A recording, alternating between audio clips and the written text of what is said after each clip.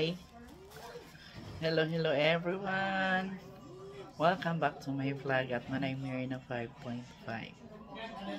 It's another day, another vlog. And for today's vlog, I will show you how I prepare the dinner for our family. The family of 9. Papa, ako, Ken, Francis, Nico, Roslyn, Chloe, Cloud, and the baby. So let's begin. So, may ano ako dito. May defrost ako dito na for what is this? Pork chops. So isang pack nito ay cost only $6. This is dinefrost ko ito kanina pa ng morning. And super lamig dito kaya nakaano ko. So that's why kumusta po kayong lahat? Kaya nakakot ako kasi malamig ngayon dito sa Florida. The upper part of Florida daw ay nag-i-snow na. And hindi ko yun wish na magkaroon din kami dito sa lower part. Hindi ko kakayanin ang riyuma. So kaya kahit ano okay na sa akin ang mainit na klima. So, sagatan muna natin. And then, lalagyan natin ito ng mga it's only pepper and salt kunting ano. So, i-ano natin kasi para dry siya. Ganyan ako magtano. Para walang tubig. Kasi prepared natin ito.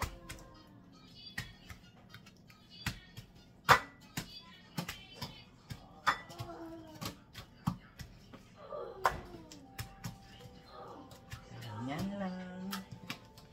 Tapos, bazora.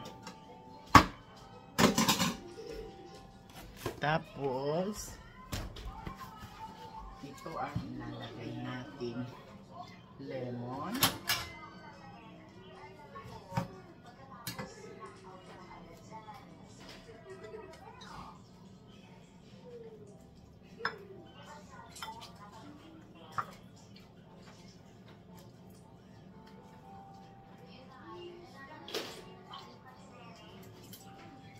ito at saka ano, then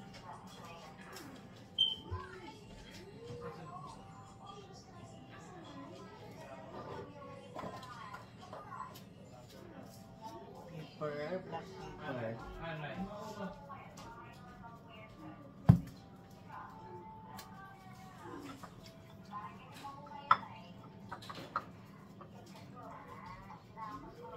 Then, asin.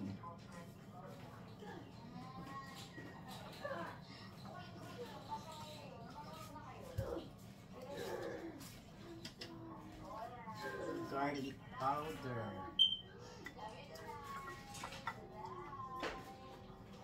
So, then, i-ano natin. Mikos-mikos, masin-masin. Para ma-absorb ang lemon juice. At saka,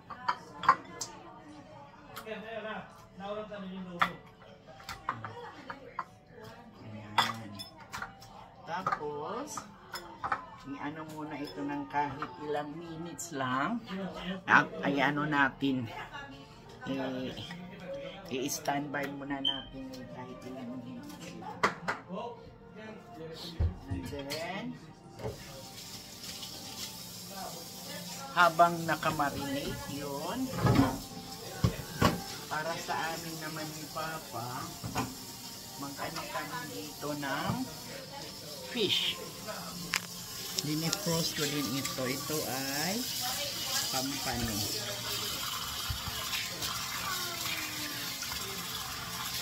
Pampano fish. Yan. Hindi ko ito ubusin kasi marami. Ano lang, yung tama lang ngayon. Dalawa lang naman kami sa baon niya. Pero hugasan ko na lang kahit na defrost ko na. Bukas ako nito ng tinula. Kasi hindi ito frozen ang bilhin namin. Fresh ito doon sa market. Doon sa international. Namumula ako guys dahil sa sobrang lamig. Lumabas kasi kami, nagpunta kami ng Walmart. Hindi ko na kayo sinama kay nagmamadali. So, ibabalik ko dito yung ito. 1, 2, 3, 4, bali. Ito lang, 4 lang yung lulutuin ko. Tapos, kay baon ni Papa, 5. Tapos, ang ginagawa ko, para maluto ito sa loob, ini-slice ko ito na parang pa-cubes. Hindi ko lang tinatapos. Ganyan. Huwag kayong gagaya sa akin na hindi gumagamit ng sangkalan, tantaran ba.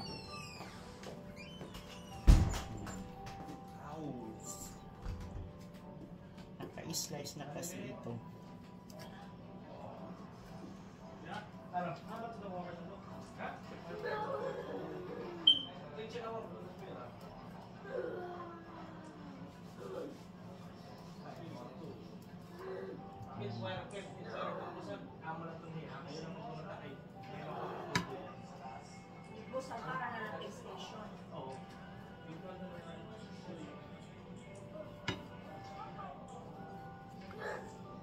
Tapos, i-ano lang natin.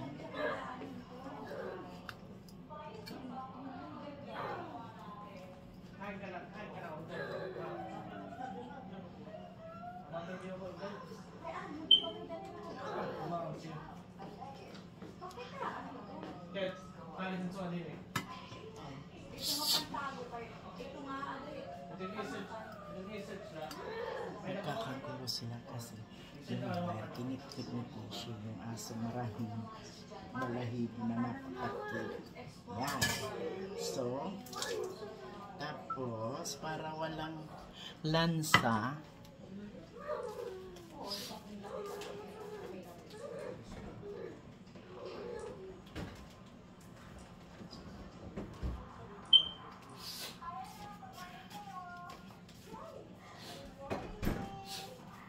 naglalagay din ako nito. Then, salt and pepper.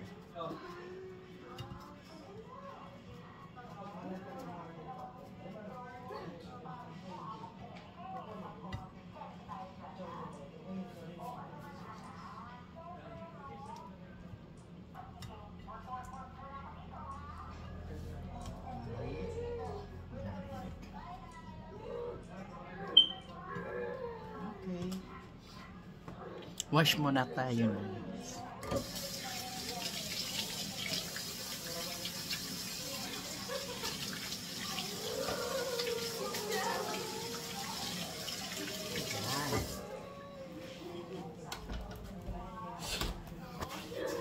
Tapos, ano na tayo?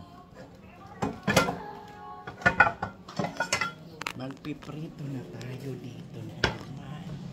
So, ang gagawin natin para makatipid tayo sa oil, unahin natin ang pork, tapos ang oil dito para naman sa fish. Ano be? So, lagyan na natin yan ng oil.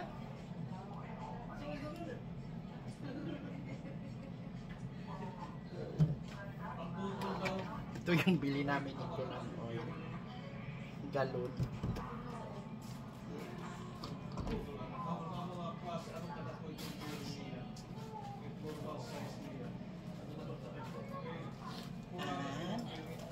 Ito ang gagamitin natin. Ha? Gagamit tayo nito. Dala ko pa ito galing sa Pilipinas. Naaano ako sa ano. Ginaw na yun.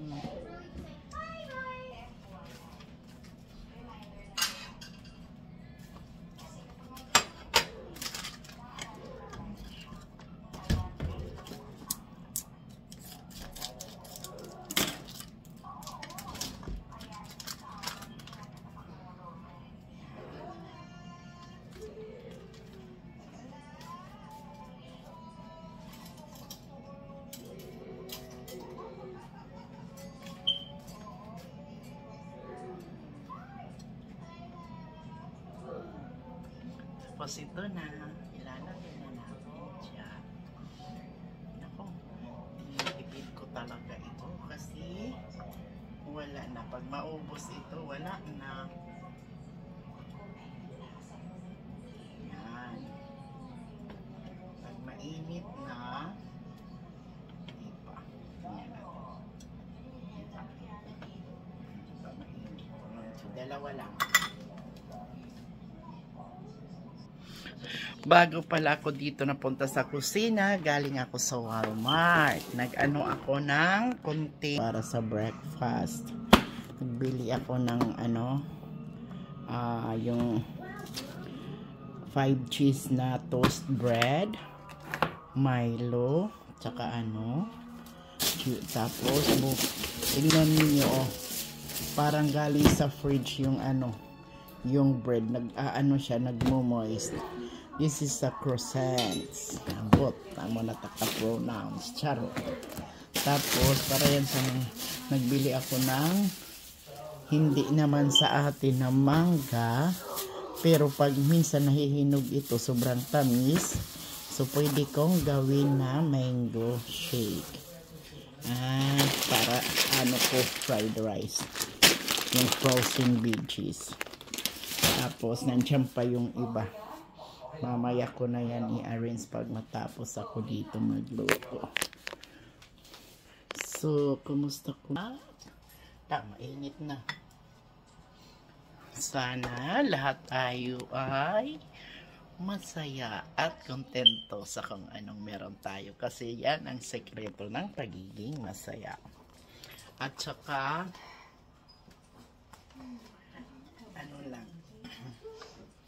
palagi kayong mag-iingat. Kasi bawal magpasakit. Yan na. Nag-start na tayong mag-prito.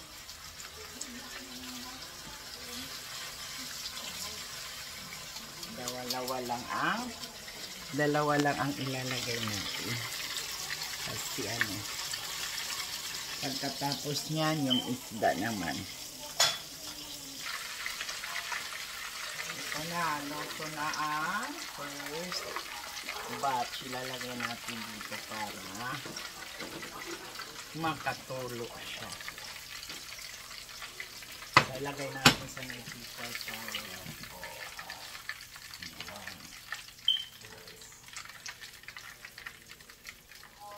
Tapos, halang naman tayo ng isa.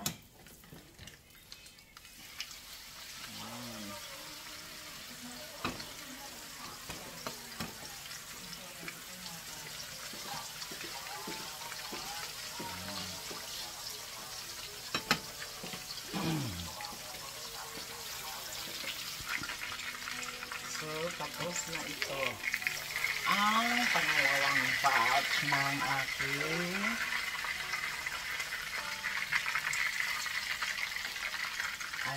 pork chop. So, mag-i-start na tayo dito sa fish. Ayan. Fish.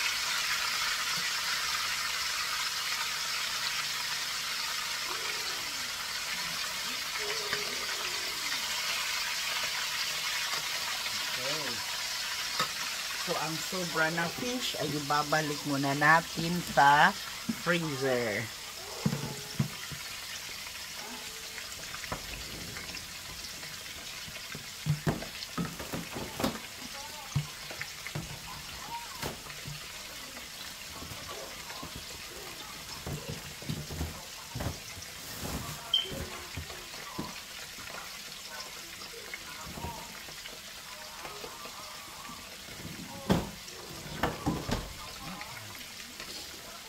So, yung ulam na, ay yung ano natin, paris natin dyan ay, may ano ko kanina, anong tawag dito?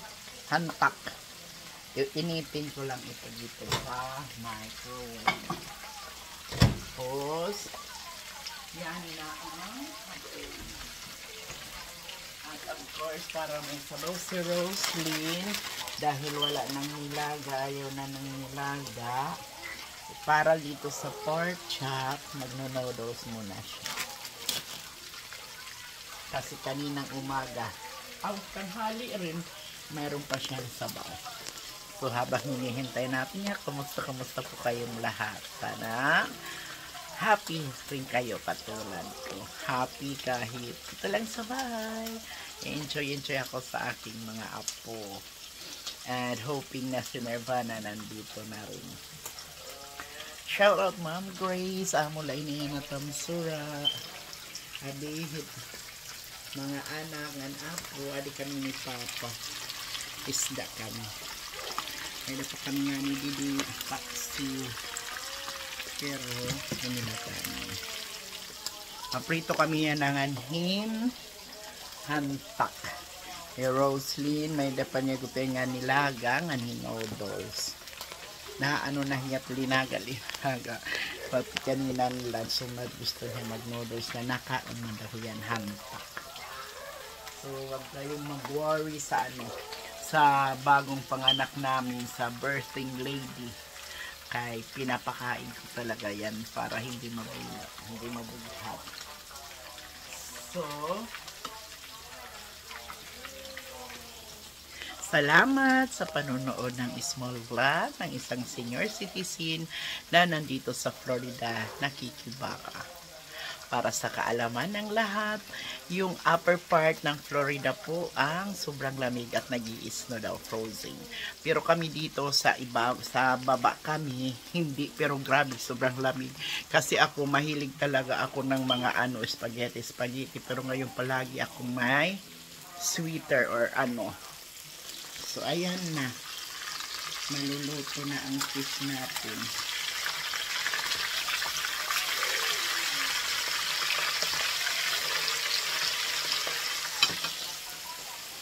So, again, ingat po kayong lahat. God bless us all hanggang sa susunod kong vlog. Bye for now.